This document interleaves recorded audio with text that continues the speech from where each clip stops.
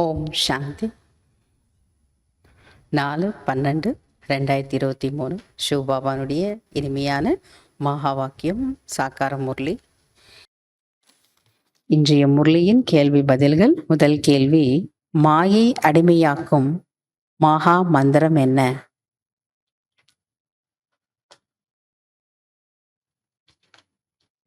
மன்மனா பாபா பாபா சொல்றாரு, சும்மா இரு என்பதா. சும்மா இருக்கணும், அமைதியா இருக்கணும். சும்மா இருந்து என்னை நினைவு செய்யுங்கள் என்ற மந்திரம் சத்குருவிடம் இருந்துதான் கிடைத்திருக்கிறது. இதுதான் மாயாயை அடிமையாக்கும் மகா மந்திரம் ஆகும். மாயாவை வசம் பண்ணக்கூடிய அல்லது அடிமையாக்கக்கூடிய மகா மந்திரம் சும்மா இரு. அப்பதான் பாபாவை நினைக்கணும். 2வது, நன்றாக புரிய வைப்பவர்கள் யார்?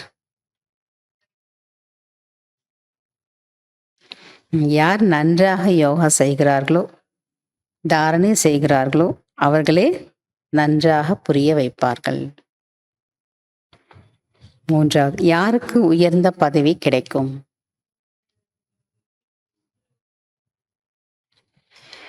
இல்லறத்தில் இருந்தாலும் தூய்மையாக இருந்தால் உயர்ந்த பதவி அடைவார்கள். 2வது, யார் நிறைய சேவை செய்து பிரஜைகளை உருவாக்குறார்களோ அவர்களும் உயர்ந்த பதவி அடைவார்கள். 4வது கேள்வி, தந்தையின் கட்டளை என்ன?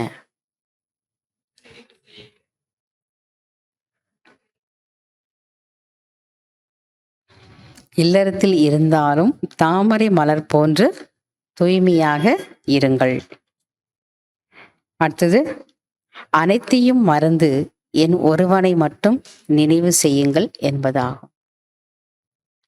5வது கேள்வி, யார் சதா திருப்தியான ஆத்மா?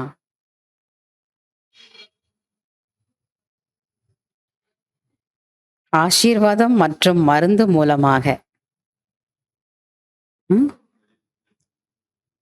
உடல் மற்றும் மனதின் நோயிலிருந்து விடுபட்டு இருக்கக்கூடியவர்கள்தான் சதா திருப்தியான ஆத்மா ஆவார்கள். ஆசீர்வாதம் மற்றும் மருந்து மூலமாக உடல் மற்றும் மனதின் நோயிலிருந்து விடுபட்டு இருக்கக்கூடியவர்கள் தான் சதா திருப்தியான ஆத்மா ஆவார்கள். fill in the blanks. First, சேவை செய்பவர்களுக்கு தந்தை டேஷ் கொடுப்பார். இனாம். சேவை செய்பவர்களுக்கு தந்தை பரிசு கொடுப்பார். 2வது, டேஷ் உடல் வலியும் மறந்தே போகும். குஷியினால் உடல் வலியும் மறந்தே போகும்.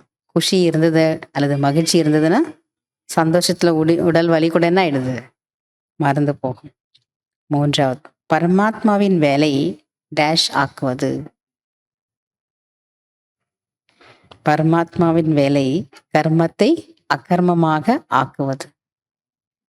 4வது, ஞான ரத்தனங்களிலால் டேஷ் இருக்க வேண்டும்.